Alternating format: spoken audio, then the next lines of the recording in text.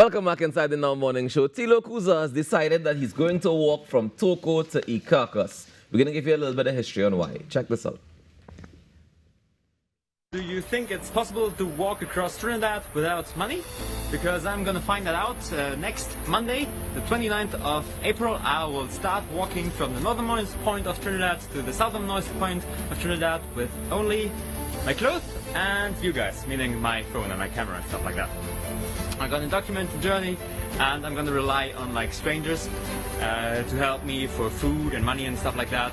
And the reason for that is that in recent news you hear a lot about like violence and crime in Trinidad, of shootings, of robberies, and I think that kind of gives off a wrong expression of what people in Trinidad are actually like. Because so far all the people I've met here are super nice to me. I've been invited to food, I've been invited to trips with strangers, I've been given a place to sleep, and all with people I just met randomly on the street.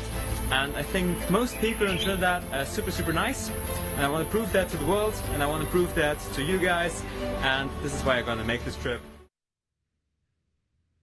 Well, we'll find out if most people in Trinidad are super nice or not this morning. Let's welcome to the show Mr. Tilo Kruse. Good morning, sir. Good morning. How are you doing?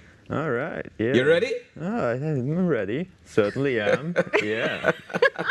I better be, right? What inspired you to come to Trinidad in the first place? Well, it's a little bit boring. Basically, you have good dry docks, right? So I hitchhiked across the Atlantic Ocean.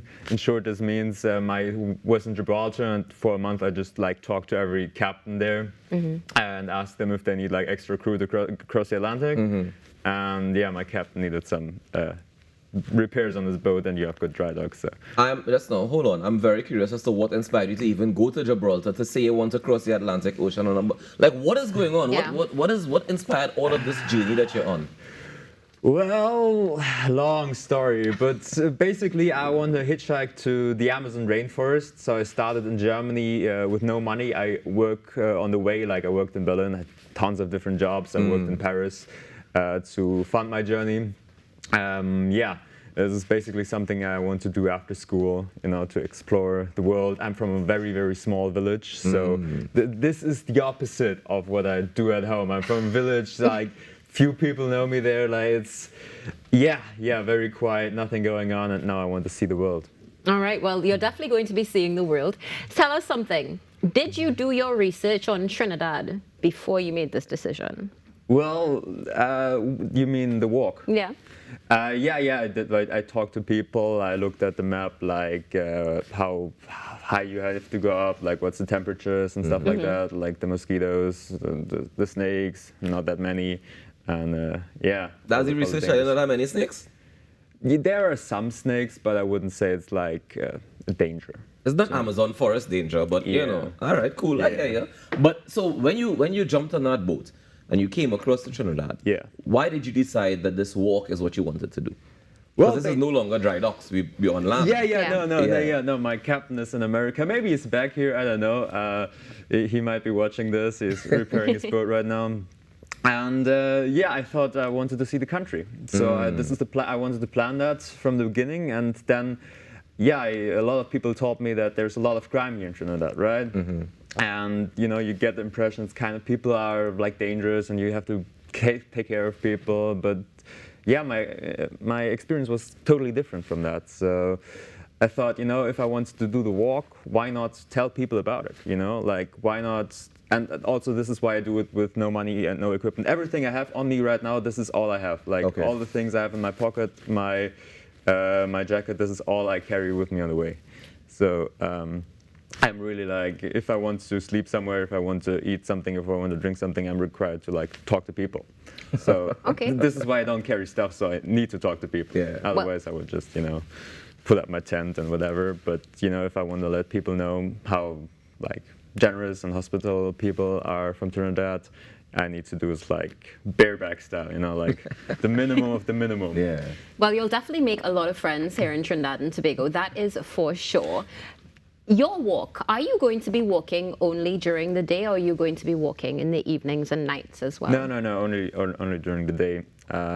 This is for safety reasons, because there are cars that go pretty fast on the country roads, and the cars are the most dangerous thing. Like, people tell me, like, it's crime, it's like snakes, it's like whatever. Cars are the most dangerous thing, because you're walking on the road and cars drive fast, and they're not used to people walking there, so I really need to take care of that. This is the most dangerous thing too. How did you decide on your route that you're taking?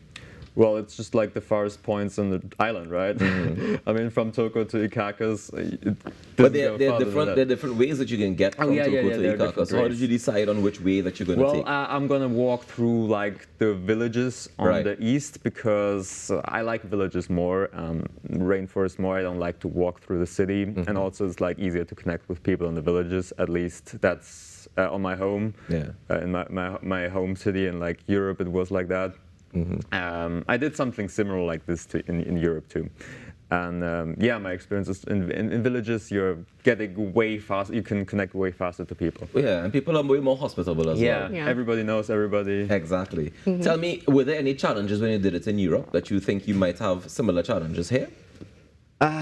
There's a lot of challenges. You know, I'm not sure. I have to see. Like, I don't know, sunburn, mosquitoes, whatever. You know, I'll obviously like finding a place to sleep. You know, that's just like talking to people. Like, I'm pretty sure it's gonna be okay, but you know, ask me like in 3-4 days. You know? You know. As you mentioned, 3-4 days. How long do you think this walk is going to take? Well, I say 16 days. It's 14 days. I walk 20 kilometers a day. That's because like I need to find like place, food, water, sleep.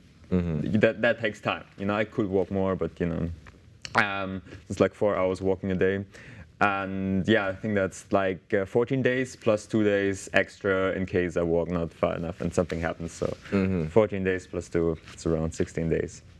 All right. And what happens after you get to Icacos? Well, I'm not sure. Probably, maybe I stay a little bit longer in the country. Mm-hmm. Well, my next goal is to go over to Venezuela and go see the Amazon rainforest.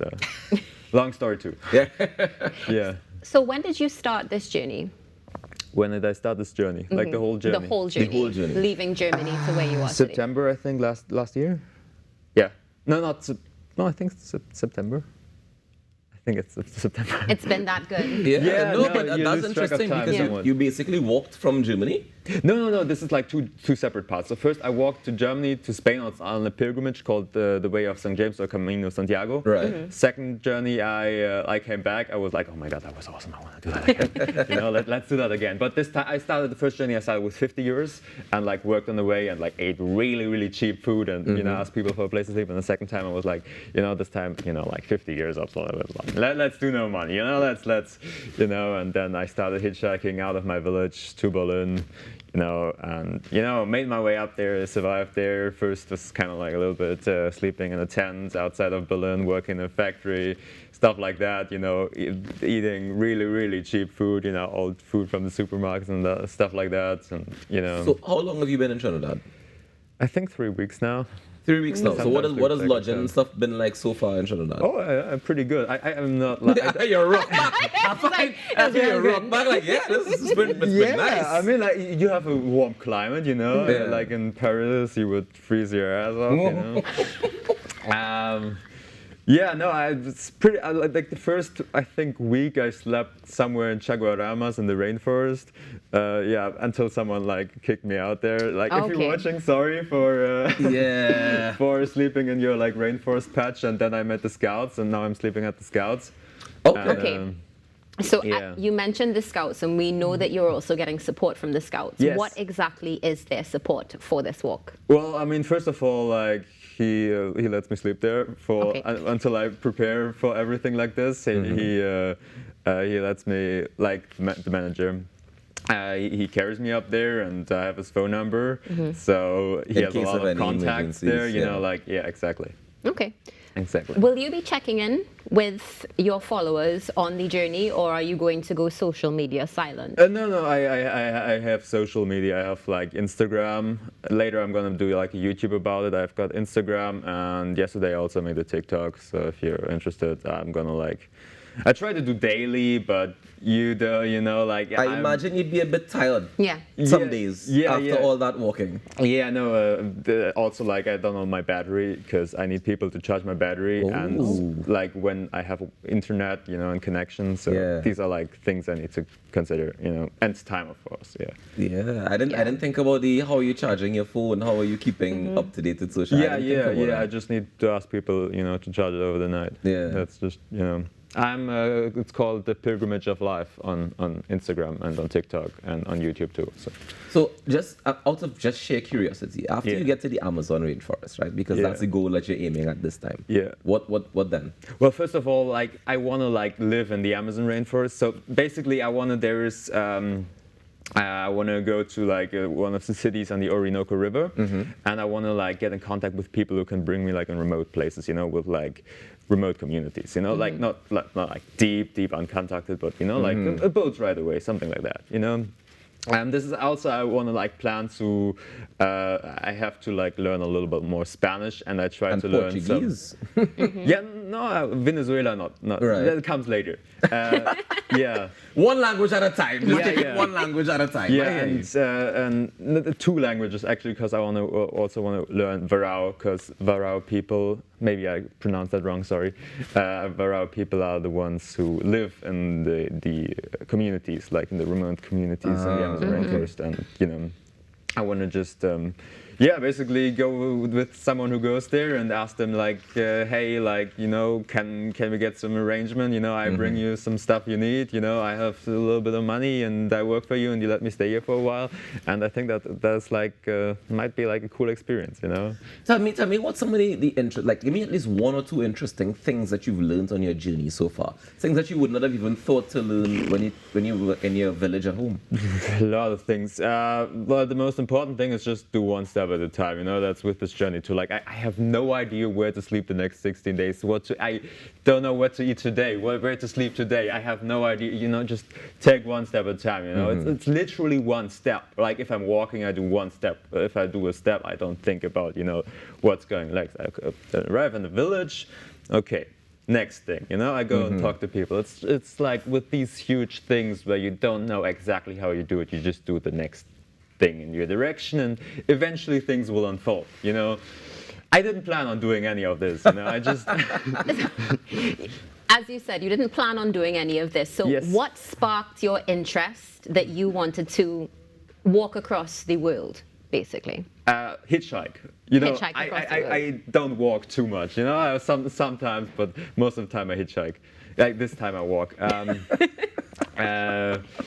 Yeah, I just wanted to see the world, and like I'm from a small village where like people go to school and then people, you know, either depending on which school they study or whatever, they get like a card from the local factory, and then, you know, the next 35 years, 40 years, maybe like the rest of their life until retirement. A lot of people just like get a card factory, they go to the factory, and the rest of their life they work in the same factory. Maybe they like get like a few paycheck increases, that's all, you know, like somewhere they get a girl pregnant and they marry her. And yeah, then I just wanna, it's like the same thing all over again. Yeah. So how does your family feel about this journey that you're on? Yeah, my dad likes it. My mother is not a fan of it. You know, she wants me to I think go be home and study and stuff like that. You know. Yeah. I completely understand. Well, Tilo, I want to wish you all the best for the next 16 days on your journey. And Trinidad and Tobago, if you see Tilo, just something to eat, a little something to drink, a little place to rest his head.